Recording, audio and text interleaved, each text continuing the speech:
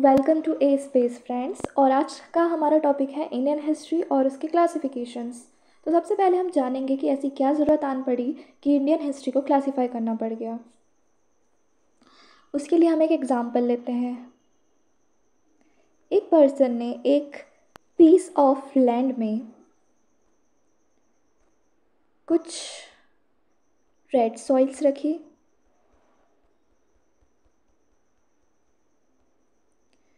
कुछ पोर्शन में yellow soils रखी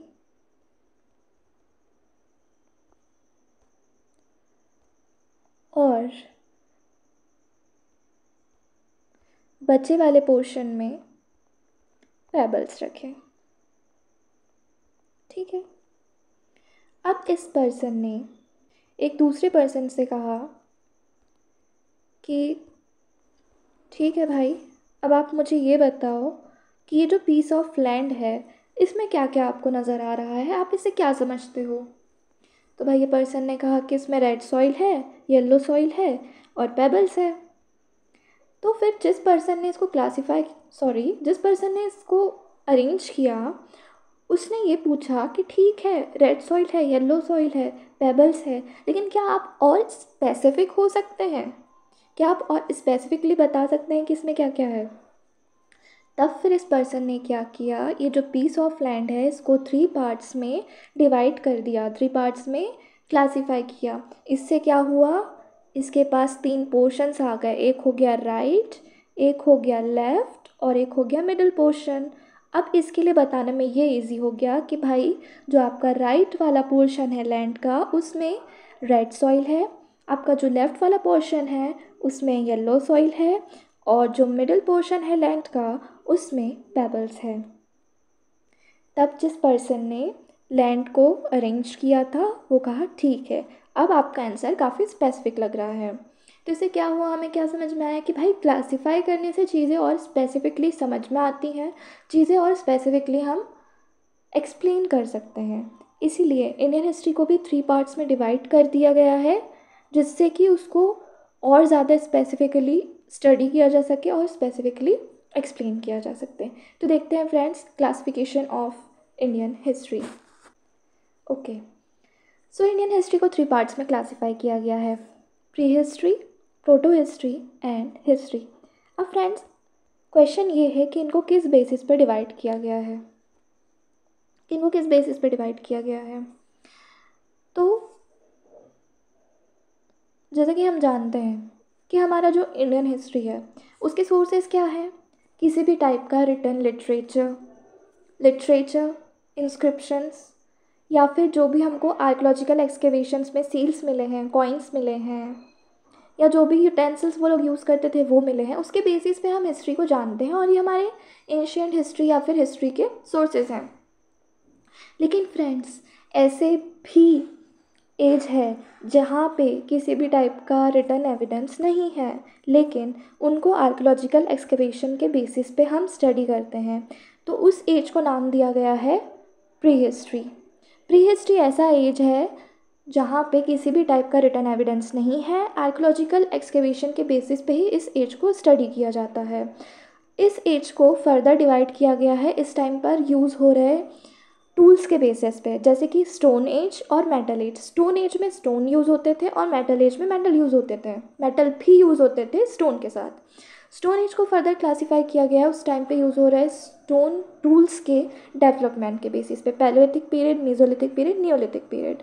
देन मेटल एज में आ जाता है chalcolithic period and iron age. Chalcolithic मतलब कॉपर, मतलब उस टाइम पे कॉपर यूज़ हो रहे थे, इस टाइम पे आयरन यूज़ हो रहे थे। देन फिर आ जाता है हमारा history, ancient history, medieval history and modern history में इसको डिवाइड किया गया है। हिस्ट्री हमारा वो एज है जहाँ पे हमको रिटन एविडेंस मिले हुए हैं। अब बात ये आती है कि भाई प्री हिस्ट्री में तो किसी भी टाइप के रिटन एविडेंस नहीं मिले हैं और हिस्ट्री में रिटन एविडेंस मिले हैं, तो फिर इस तीसरे वाले की क्या ज़रूरत पड़ गई। तो बात ऐसी है कि हिस्ट्री में रिटन एविडेंस मिले हैं लेकिन हम उनको ईज़िली समझ सकते हैं, ईज़िली हमने उनको डिसाइफ़र कर दिया है, ईज़िली तो नहीं लेकिन हमने उनको डिसाइफ़र कर लिया है, हम समझ सकते हैं उसमें क्या लिखा है, उसके एविडेंस हमारे पास क्लियर है। लेकिन प्रोटो हिस्ट्री एक ऐसा एज है जहाँ पे रिटन एविडेंस तो है, लेकिन जो उसकी लैंग्वेज है उसको अभी तक के हमने डिसाइफर नहीं किया हुआ है। हम नहीं समझ सकते उसकी स्क्रिप्ट क्या है, उसकी स्क्रिप्ट हमने अभी तक के डिसाइफर नहीं की है। इसलिए pre history, proto history, history, ऐसा एज जहाँ पे किसी भी टाइप का रिटन एविडेंस नहीं है, ऐसा एज जहाँ पे रिटन एविडेंस तो है लेकिन हमने उसको अभी तक डिसाइफर नहीं कर पाए हैं, और हिस्ट्री ऐसा जिसमें रिटन एविडेंस है और हमने उसको डिसाइफर भी कर लिया है। तो फ्रेंड्स आगे बढ़ते हैं और इनको थोड़ा और ब्राइटली देख लेते हैं। प्री हिस्ट्री, जैसा कि मैंने बताया था कि इसमें जो स्टोन टूल्स यूज़ हो रहे थे उनके डेवलपमेंट के बेसिस पे इसको फर्दर डिवाइड किया गया है। तो इसमें हम पढ़ेंगे पैलेलिथिक पीरियड जिसको ओल्ड स्टोन एज कहा जाता है, Mesolithic period middle stone age, Neolithic period new stone as.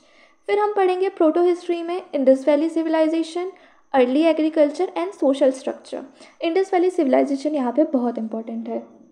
Then उसके बाद आ जाता है ancient history, Vedic period, Maurya empire, Gupta empire, Buddhism and Jainism, और फिर other dynasties like Satavahana, Kushanas, Cholas, Pandyas et cetera. Then modern history, medieval history. Medieval history में हम पढ़ेंगे Delhi Sultanate, Mughal empire, regional kingdoms like Marathas, Rajputas and Vijayanagar empire, फिर इस्लामिक इन्फ्लुएंस। उसके बाद आएगा मॉडर्न हिस्ट्री में British colonisation, Indian independence movements and post independence India. इन सब को हम वन बाय वन एक एक लेक्चर में कवर करेंगे, सो बने रहिए हमारे साथ। और सबसे पहले आज हम स्टार्ट लेंगे स्टोन एज के बारे में और उसके टाइप्स के बारे में। तो चलिए शुरू करते हैं। स्टोन एज, जैसा कि हम जानते हैं स्टोन एज को क्लासीफाई किया गया है प्री हिस्टोरिक पीरियड में, मतलब कि इसमें किसी भी टाइप का रिटन एविडेंस नहीं मिला हुआ है। इसको हम सिर्फ जो आर्कियोलॉजिकल एक्सकेवेशंस हुए हैं उसके बेसिस पे स्टडी करते हैं, ठीक है। और जो सबसे पहला टूल हमें मिला था स्टोन एज के आर्कियोलॉजिकल एक्सकेवेशन में वो था पल्लवरम हैंड एक्स, जो कि रॉबर्ट ब्रूस फूड ने एक्सकेवेट किया था 1863 एडी में। तो ये नाम आप याद रखेंगे, Pallavaram hand axe, first tool to be excavated in stone age, ठीक है। अब देखते हैं क्लासिफिकेशन ऑफ स्टोन एज। जैसे कि मैंने बताया था कि इनको स्टोन के डेवलपमेंट के हिसाब से क्लासीफाई किया गया है। इसमें हम पढ़ेंगे Palaeolithic age, Mesolithic age and Neolithic age. जल्दी से स्टार्ट करते हैं Palaeolithic age. Okay, Palaeolithic age को ओल्ड स्टोन एज भी कहा जाता है। पैलेलिथिक एज प्री हिस्ट्री का फर्स्ट आर्कियोलॉजिकल पीरियड माना जाता है। पैलेलिथिक बना है दो वर्ड से, पैलियोस एंड लिथोस। पैलियोस का मतलब होता है ओल्ड और लिथोस का मतलब होता है स्टोन। तो इस तरह से जो पैलेलिथिक एज है उसे ओल्ड स्टोन एज भी कहा जाता है। पैलेलिथिक एज आइस एज के टाइम पे डेवलप हुआ था और उस टाइम के जो मैन थे उन्हें क्वार्ट्ज़ाइट मैन कहा जाता था। क्यों कहा जाता था? क्योंकि उस टाइम पे जो स्टोन टूल्स बनते थे वो क्वार्ट्ज़ाइट के बनते थे, राइट। वे लोग फूड गैदरर्स एंड हंटर्स हुआ करते थे, मतलब वो खाना जमा करते थे, हंटिंग करते थे और उस बेसिस पे वो खाते थे। उन्हें किसी भी टाइप का हाउसेस, पॉटरी या फिर एग्रीकल्चर का नॉलेज नहीं था। हाँ, लेटर स्टेजेस में उन लोगों ने फायर डिस्कवर कर ली थी। और इस टाइम पे जो स्टोन्स होते थे वो बहुत ही ज़्यादा अनपॉलिश्ड स्टोन्स होते थे, राइट। और रफ स्टोन्स होते थे जैसे कि axes, choppers, blades, burins and scrapers, ठीक है। उस टाइम का सोसाइटल स्ट्रक्चर क्या था? तो उस टाइम पे बेसिक सोशल स्ट्रक्चर था बैंड सोसाइटी पे, मतलब एक लेस देन 100 पीपल्स की सोसाइटी होती थी और स्मॉल कम्युनिटी वो लोग फॉर्म करते थे। तो उस टाइम की सोसाइटी को बैंड सोसाइटी कहा जाता है, ये याद रखना। और उस टाइम के जो पीपल्स थे उन्हें नोमैडिक पीपल कहा जाता है, राइट। ये चीज़ें हम याद रखेंगे। अब हम देख लेते हैं उस टाइम पे स्टोन कैसे हुआ करते थे। जैसे कि मैंने बताया था बहुत ही अनपॉलिश्ड, और ये आप देख सकते हो बहुत रफ सरफेस है, बिल्कुल भी पॉलिश नहीं है यहाँ से। तो उस टाइम ऐसे स्टोन्स हुआ करते थे। तो जब भी आप अगर ऐसे स्टोन्स देखें तो आप याद रखना कि ये पैलेलिथिक एज के स्टोन्स हैं, ठीक है। नेक्स्ट हम बढ़ते हैं पैलेलिथिक पीरियड के क्लासिफिकेशन पे। तो पैलेलिथिक पीरियड को 3 पार्ट्स में डिवाइड किया गया है, lower palaeolithic period, middle palaeolithic period and upper palaeolithic period. सबसे पहले हम जान लेते हैं लोअर पैलेलिथिक पीरियड के बारे में। लोअर पैलेलिथिक पीरियड, पूरे पैलेलिथिक पीरियड में सबसे ज़्यादा टाइम स्पेन में अगर कोई पीरियड रहा है तो वो लोअर पैलेलिथिक पीरियड रहा है। ये आपको याद रखना है कि सबसे मैक्सिमम टाइम स्पेन वाला पीरियड जो है वो है lower palaeolithic period. Early man prefer to live near water bodies, मतलब उस टाइम के जो लोग थे वो वाटर बॉडीज़ के पास में रहना पसंद करते थे, जैसे कि रिवर वैलीज़ वगैरह। क्यों?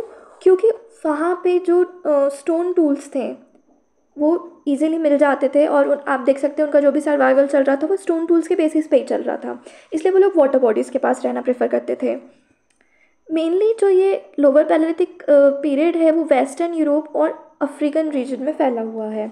उस टाइम की लाइफस्टाइल को नोमैडिक लाइफस्टाइल कहते हैं, जैसा कि मैंने आपको पहले भी बताया था। वे लोग भी हंटर्स एंड गैदरर्स थे, और महाराष्ट्र के बोरी में लोअर पैलेलिथिक की साइट पाई जाती है।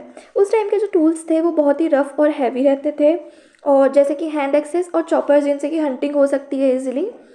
मेजर साइट्स देख लेते हैं, सोन valley in Pak, Thar desert, Kashmir, Gujarat, Saurashtra, Deccan plateau and Belan valley etcetera. आपको ये नाम याद रखने हैं, ये लोअर पैलेलिथिक पीरियड की मेजर साइट्स है, राइट।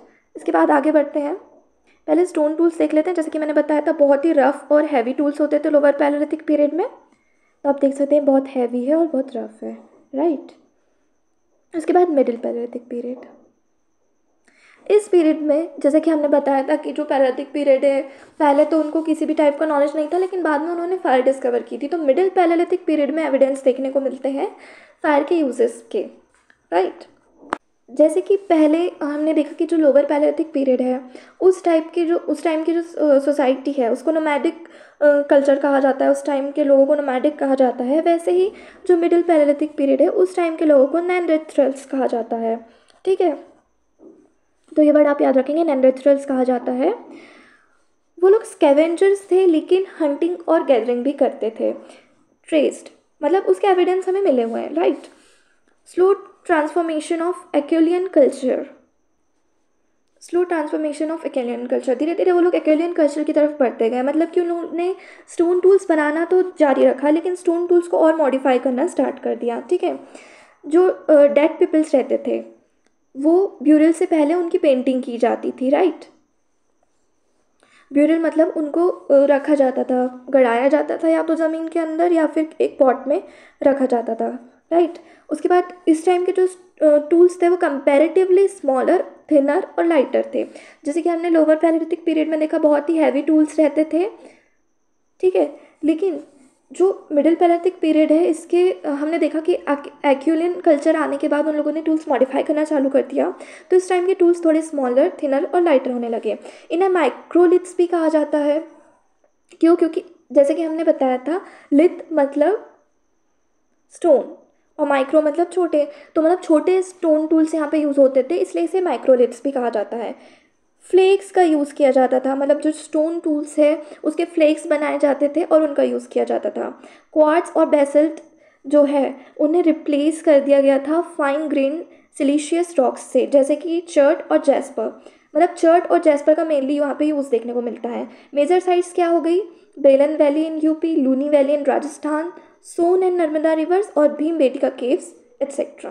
देखो कंपैरेटिवली स्मॉलर टूल्स है और थोड़े लाइट है, राइट। ये माइक्रोलिथ्स है।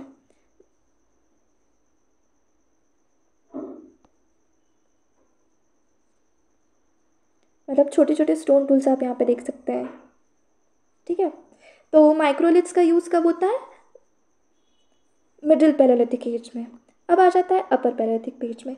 तो हमने नोमैडियंस देख लिए, नेanderthals देख लिए, अब इस टाइम के ह्यूमंस बन चुके थे होमोसेपियंस। अपर पैलेलिथिक एज तक आते आते ह्यूमंस बन चुके थे होमोसेपियंस। यहाँ पे बहुत ज़्यादा फिगरेंस और आर्टिफैक्ट्स का अपीयरेंस देखने को मिलता है। यहाँ पे ऑस्ट्रिच एग शेल की डिस्कवरी भी पाई जाती है, और ये कहाँ पे पाई जाती है? ऑस्ट्रिच एग शेल की डिस्कवरी का एविडेंस हमको मिलता है राजस्थान में, मध्य प्रदेश में और महाराष्ट्र में। बहुत ही ज़्यादा कोल्ड और एरिड क्लाइमेट हो चुका था नॉर्दर्न लैटिट्यूड्स में, और नॉर्थ वेस्ट इंडिया में डेजर्ट का फॉर्मेशन होना स्टार्ट हो गया था। मतलब अभी तक हम देख रहे थे कि जो पैलेयोलिथिक पीरियड है वो आइस एज में डेवलप हो रहा था, लेकिन अब धीरे धीरे यहाँ पे डेजर्ट का फॉर्मेशन भी होने लग गया था। वेजिटेशन कवर डिक्रीज होने लगा था क्योंकि वेदर थोड़ा सा वार्म होने लगा था। इस टाइम पे बोन टूल्स यूज़ करते थे, जैसे कि निडल्स, फिशिंग टूल्स, प्लेट्स। इन्हीं चीज़ों से वो सीविंग वेविंग वगैरह करने लगे थे। Tools were more finished and refined. Tools बहुत ज़्यादा फिनिश्ड और रिफाइंड हो गए थे। देखो, मैंने कहा था कि पैलेयोलिथिक पीरियड को उसके स्टोन टूल्स के डेवलपमेंट के बेसिस पे डिवाइड किया गया। तो पहले हमने देखा कि बहुत ज़्यादा हैवी टूल्स रहते थे, बिल्कुल अनपॉलिश्ड, फिर थोड़े पॉलिश्ड लाइट वेट टूल्स, और फिर माइक्रोलिथ्स, और अब पॉलिश्ड फिनिश्ड रिफाइंड टूल्स यहाँ पे यूज़ होने लगे थे। मेजर साइट्स आगे भीमबेटका, बेलन वैली इन यूपी, सोन, छोटा Nagpur, Orissa, eastern Ghats of Andhra Pradesh etcetera. Right, tools देखिए यहाँ पे बिल्कुल फिनिश्ड और पॉलिश्ड आपको यहाँ पे नज़र आएंगे। तो यहाँ पे हमारा पैलेयोलिथिक पीरियड ख़त्म होता है। अब हम बढ़ते हैं मेसोलिथिक पीरियड की ओर। इसे मिडिल स्टोन एज भी कहा जाता है। ये दो ग्रीक वर्ड से मिलकर बना है, मेसो और लिथिक। मेसो का मतलब होता है मिडिल और लिथिक का मतलब होता है स्टोन। इस तरह से इसको बोलते हैं मिडिल स्टोन एज। ठीक है, ये होलोसिन एरा से बिलोंग करता है। इस टाइम पे जो मतलब क्लाइमेट हुआ करता था वो बहुत ही ज़्यादा वार्म क्लाइमेट होता था with heavy rainfall in summer. Summer में बहुत ज़्यादा वार्म क्लाइमेट रहता था और बहुत भारी बारिश होती थी। मॉडरेट रेन्स होती थी विंटर्स के टाइम पे। इनिशियली जो यहाँ के लोग थे वो हंटर्स और गैदरर्स थे, बट बाद में उन लोगों ने एनिमल का डोमेस्टिकेशन चालू कर दिया और प्लांट्स का कल्टिवेशन चालू कर दिया। Primitive cultivation and horticulture begin, मतलब शुरुआती तौर पे कल्टिवेशन और हार्टिकल्चर यहाँ पे शुरुआत हो गया। यहाँ पे वाइल्ड एंसेस्टर्स ऑफ डॉग की स्पीशीज़ पाई जाती थी, शिप्स एंड गोट्स पाए जाते थे। जो फर्स्ट एनिमल है जो डोमेस्टिकेटेड किया गया था वो है wild ancestor of dog, then उसके बाद शिप्स एंड गोट्स। ठीक है, सेमी परमानेंट सेटलमेंट्स रहता था। जैसे हमने पहले देखा कि इन्हें हाउसिंग का कुछ नॉलेज नहीं था, लेकिन अब इनको सेमी परमानेंट सेटलमेंट्स समझ में आने लगा, जैसे कि केव्स और ओपन ग्राउंड्स। ठीक है, या आफ्टर लाइफ में बिलीव करते थे। इसलिए लोग क्या करते थे कि जो लोग मर जाते थे उनके साथ उनका पसंदीदा खाना, कुछ अनाज या फिर जो पसंदीदा चीज़ें रहती थी उनको बरी करते थे। ये क्लोथ्स पहनना स्टार्ट कर दिए। क्लोथ्स में क्या पहनते थे? एनिमल की स्किन। ठीक है, प्लांट का कल्टीवेशन होता था यहाँ पे। टूल्स जो थे वो क्रिप्टोक्रिस्टलिन सिलिका से बनाए जाते थे। इस टाइम के टूल्स थे spear heads, arrow heads and sickle. ठीक है, जिससे कि ये जो स्मॉल एनिमल्स और बर्ड्स हैं उनको हर्ट करना स्टार्ट कर दिए थे। रॉक पेंटिंग के काफ़ी एविडेंस पाए जाते हैं मेसोलिथिक पीरियड में। इसमें क्या रहता था? वाइल्ड एनिमल्स रहते थे, हंटिंग के सीन्स रहते थे, डांसिंग रहता था और फूड कलेक्शन के बारे में इसमें पेंट किया जाता था। ये जो रॉक पेंटिंग्स है ये सुहागी घाट यूपी में 1867 में डिस्कवर की गई थी। इस पेंटिंग में 29 स्पीशीज़ ऑफ चीता की पेंटिंग्स पाई गई है। सोचो 29 स्पीशीज़, वो भी चीता की। किसी भी टाइप के स्नैक्स का डिपिक्शन नहीं था उस टाइम पे। भीमबेटका रॉक पेंटिंग जिसका बहुत बड़ा एग्जाम्पल है और इसको हम याद रखेंगे। और पेंटिंग्स किससे की जाती थी? Red occur, bluish green, yellow और वाइट कलर से की जाती थी। ठीक है, मेजर साइट्स है भीमबेटका केव्स, खरवार, बिहानपुर वेस्ट बंगाल, संबलपुर इन उड़ीसा एटसेट्रा। बिहानपुर वेस्ट बंगाल, संबलपुर इन उड़ीसा एटसेट्रा। देखो उस टाइम के टूल्स कुछ इस तरह से होते थे। ये हमारा वो है क्रिप्टोक्रिस्टलाइन सिलिका जिसके बारे में मैंने बताया था आपको यहाँ पे ऊपर।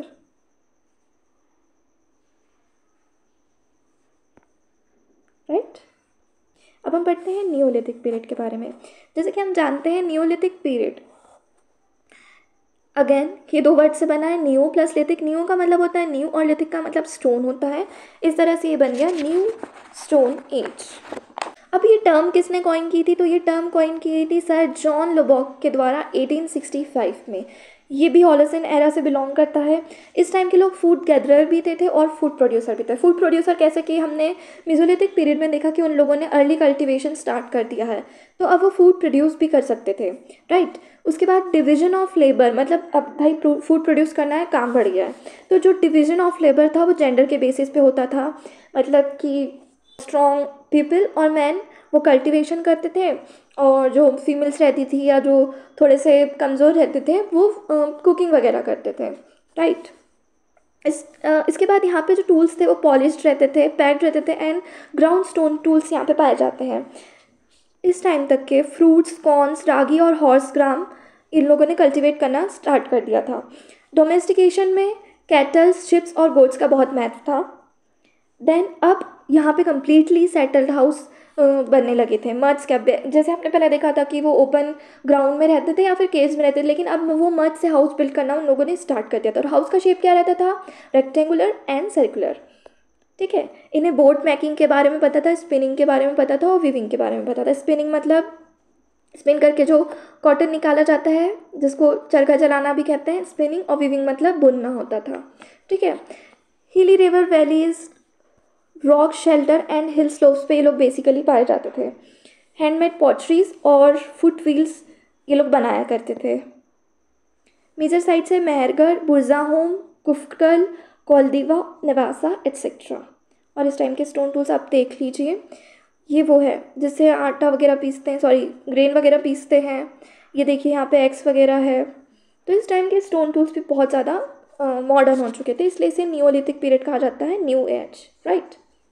तो जल्दी से क्विक रिवीजन कर लेते हैं। हमने इंडियन हिस्ट्री के 3 क्लासिफिकेशंस के बारे में पढ़ा, pre history, proto history and history. Pre history जिसमें किसी भी टाइप का रिटन एविडेंस नहीं है, लेकिन आर्कियोलॉजिकल एक्सकवेशन के थ्रू हम इसकी स्टडी करते हैं। प्रोटो हिस्ट्री जिसका रिटन एविडेंस तो है, लेकिन उसकी स्क्रिप्ट अभी तक डिसाइफर नहीं की गई और अभी तक हम समझ नहीं पाए कि उसमें लिखा क्या है। और हिस्ट्री जिसकी रिटन एविडेंस भी है और हम समझते भी हैं कि उसमें क्या लिखा हुआ है। ठीक है, प्री हिस्ट्री को फर्दर डिवाइड किया गया है टूल्स के बेसिस पे, stone age, metal age. Stone age में पैरालिथिक एज मतलब कि old stone age, mesolithic age मतलब middle stone age, Neolithic period मतलब new stone age. Metal age में चारकोलिथिक पीरियड, आयरन एज।